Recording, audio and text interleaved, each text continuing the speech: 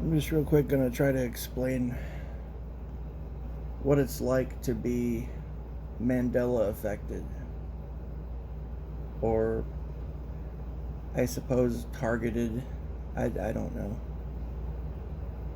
I don't even know what I think of that term, but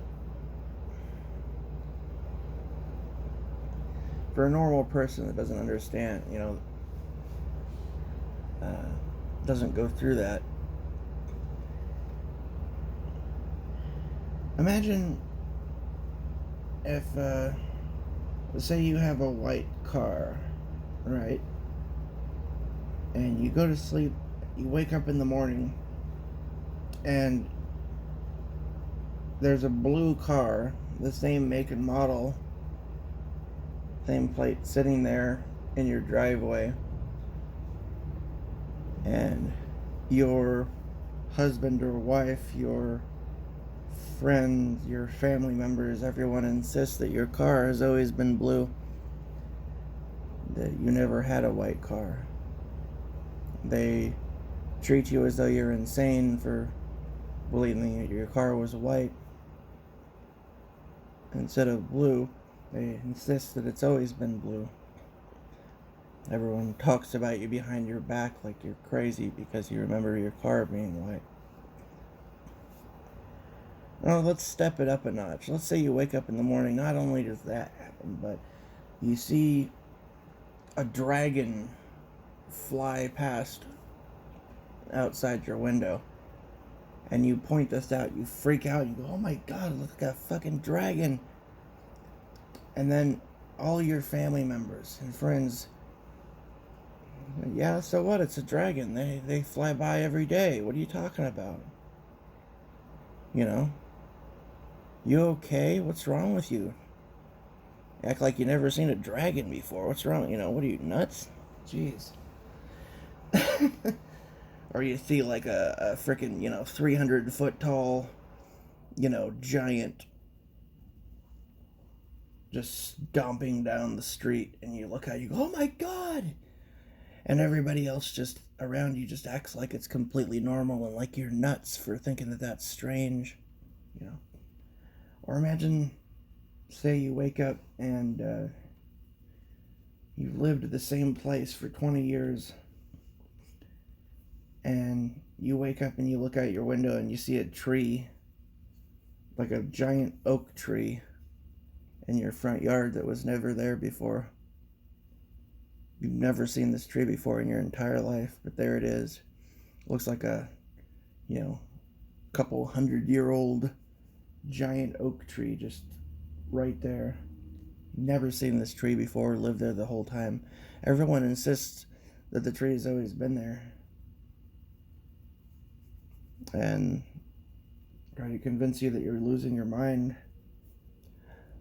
That's kind of what it's like to be Mandela affected, basically. But it's not just that. It's the gaslighting of it all. Or imagine if you woke up and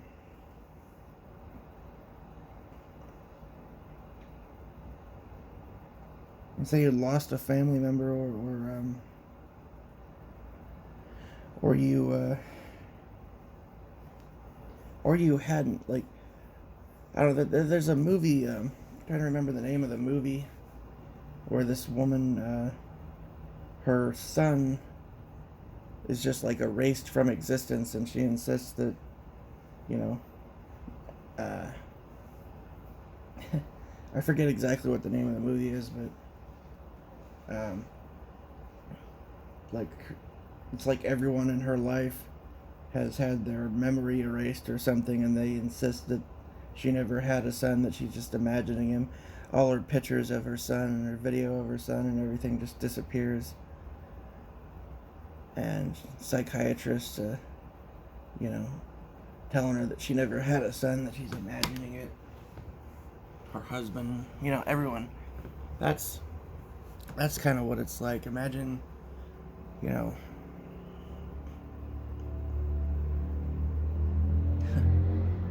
if you had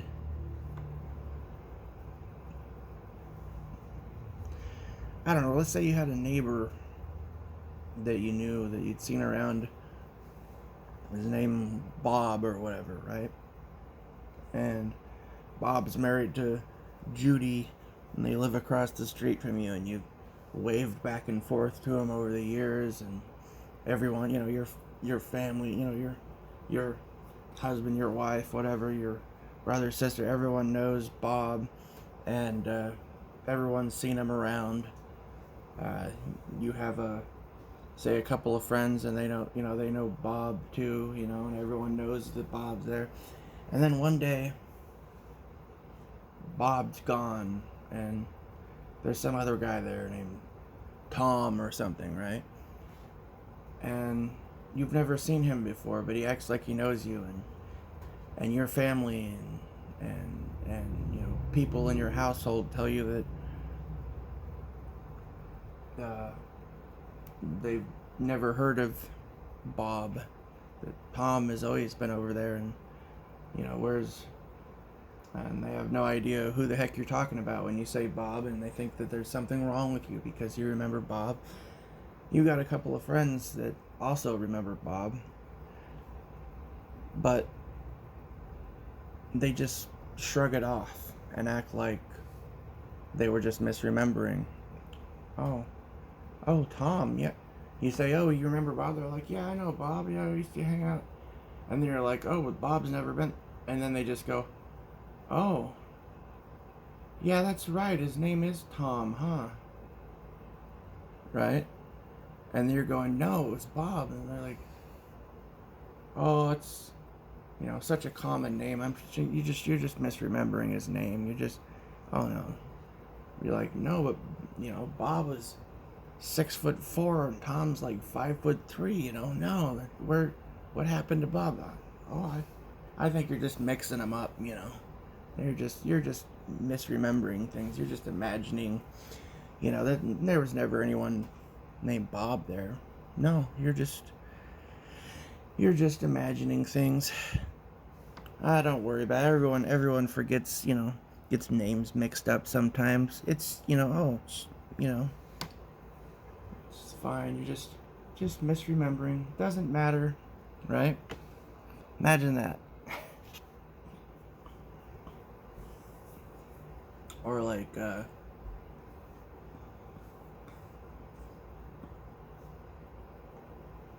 imagine I feel like, if you knew somebody, or you,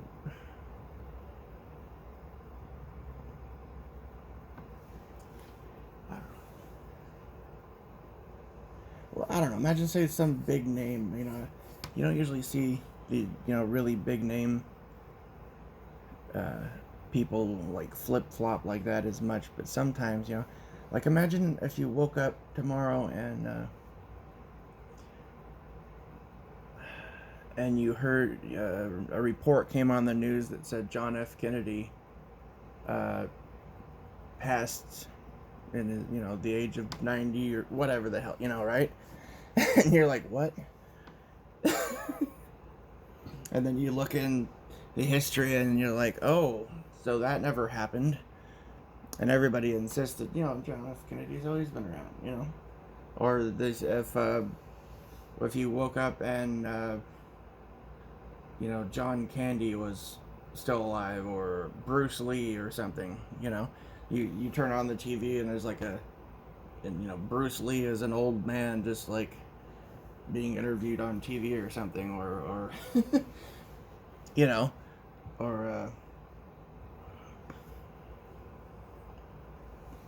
or there's some, Sam Kinnison's back, or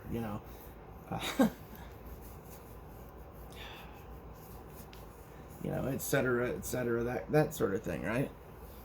And you notice this, and not only do you notice this, but there's a bunch of other people that notice it too. But everyone in your own personal life insists that you are just imagining things, or that even if they remember the same thing that you do, they just slough it off and act like, oh, I must have just been misremembering. oh yeah, people just forget things all the time. They're just being forgetful. Don't worry about it. Everything's fine. Just go on with it. Like, oh, you know, that's what it's, you know, it's just like the ultimate fucking gaslighting, you know. It's like everyone that you lived with, known for years, tries to convince you that you're fucking insane, that you're just losing your goddamn mind, and seems like the whole world is in on it, you know. And you have all these people talking to you like, surrounded in a world of people that, you know, pretend like they want to be helpful, like they really care about you, but they just try to make you, they try to convince you that you're insane and you're misremembering things, even though you could have mountains and mountains of evidence. Like, you could have mountains of evidence and thousands of people that remember the exact thing you do, but then the vast majority of everyone else in your personal life and around the world just treats you like you're fucking nuts. You know, that's pretty much what it's like to be Mandela affected, and also just to be like gaslit. You know, you could be, I mean, you can have you could have photographs of like when I mentioned the thing with the car, you had a white car and then suddenly it's blue, right? Well, like you could literally have photographs of and videos of your white car and show them to your family, your friends, everyone who insists that your car was always blue, and you can be like, no, this was my, you see, I got a picture of it right here. Here's me with the car. This is when I bought it. Look, you know, her. And they still insist that you never had a white car and that you must have just taken that photo from somewhere else or something, right? Or, oh, it's Photoshop, right? That's what it's like. It's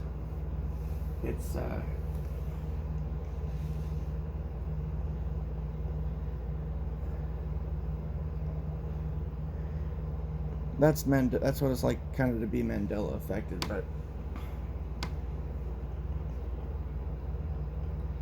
on the more traumatic side, when I see what's I mean, the Mandela effect is more like a part of a much bigger whole of all the just madness going on in this world. You see all kinds of insane things like that just, if you really see what goes on in the world, it seems fairly terrifying. It's like, it's kind of like that meme you see where the little cartoon dog just sitting there sipping his coffee and a house is on fire, surrounded by fire and smoke, and he just goes, oh, this is fine, you know. Only imagine if you walked into like your house, and everyone you love, your husband or your wife, your kids, your grandkids, your freaking parents, your grandparents, everyone's sitting around, everyone that you love more than anything in the world is sitting there in that house, and the house is like burning down around them, and there's smoke filling the air, and they're just sitting around watching TV, and you go in there and you're like, you know, oh my god, the house is on fire, wake up, come on, get up, and you're like trying to grab them, pull them out the door. Not only do they insist that there is no fire, that everything is fine, and stop bugging me, I'm watching my show, but you get so desperate that you want to just run out the door to get away so that you're not burned alive alongside them. They try to block your path. They try to block the door and keep you from being able to escape. that's kind of what it's like too, you know. That's what it is on a broader scale. It's like you're watching everyone and everything that you love just be utterly fucking destroyed around you, And it's like there's nothing you can fucking do about it. And for any of your trouble, for all the time that you have to fucking waste trying to wake people the hell up, they just basically spit in your face and gaslight you and make you feel like a piece of shit. You know, that's that's kind of what it's like, you know. I mean, and that's I mean, for instance, just as a, you know, an example, more intense, potassium chloride, right? That, I believe, if I remember correctly, that's what it's called. You can look right on you know, research, you know, lethal injection, execution, stuff like that, and they talk about potassium chloride as being an active ingredient made to shut down the heart. And, you know, they talk about other uses of opiates like morphine and things like that to shut down the internal organ, to cause cascade organ failure and things like that, and for lethal injection and executions of prisoners that have been condemned to die. Well, so what it's like to be awake in a world of people that don't see what's going on. They had that hanging by my mom's bedside at the hospital. Same with my grandma, and I watched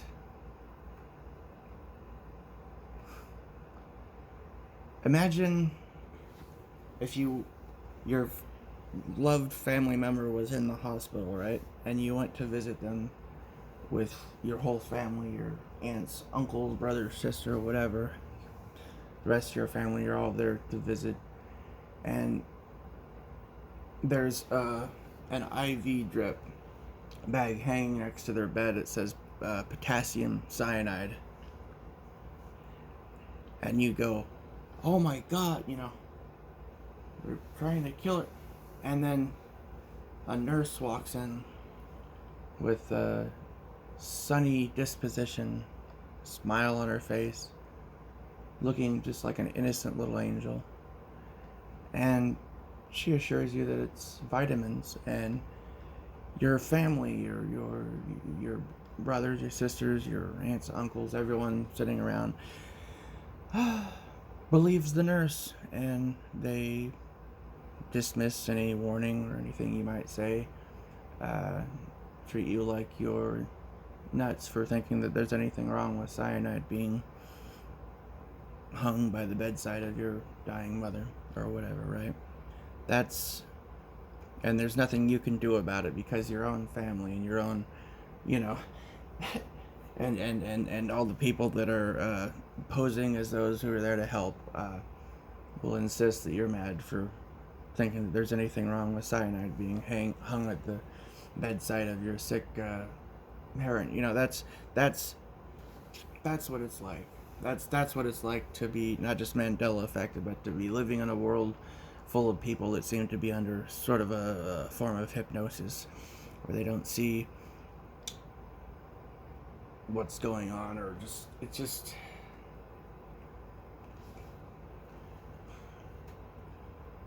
it's like the quote from what was that? What do you say? My Dinner with Andre. That video clip I think I have posted on there where it says it's like we're living in a prison where the inmates are the guards, and they have this pride and this thing that they built. They built their own prison, so they exist in a state of delusion where they no longer see it as a prison. And, you know, anyone so it's like the other prisoners are the guards and you're stuck in a prison. That's kind of what it's like. It's like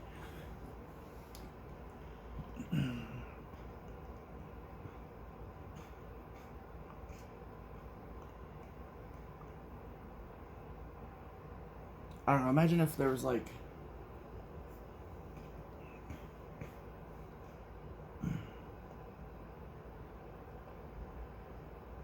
imagine if you say you were in some neighborhood, and all your neighbors and your friends and stuff around And you've all got, like, you know, bats and clubs and, you know, whatever. You're, you know, a bunch of big tough guys, whatever, you know. And there's like 20 of you or something, or 20 or 30 of you, right? And then one day, a group of like 2 or 3 people comes into town, and they just start attacking everybody, right? And pushing everybody around. And you're calling out to all your friends, and nobody is going to come to help you, because everybody's... I remember this, it was like a meme I saw where there's like a bunch of German shepherds that are like lined up in a row, and then there's a cat in front of them, and the cat's like ordering them around, and the German shepherd just sitting there going, "Oh my God, we better do what he says. Sounds serious," you know. That's kind of what, you know, it seems like the state of the world is. We're just trapped and terrified, and when you see how crazy things seem to be getting in the world, you wish... It just, this feeling of being utterly helpless, and there's nothing you can do, but you know that if the rest of the people would just wake the hell up, that the problems in the world would just be gone, or just fall away like...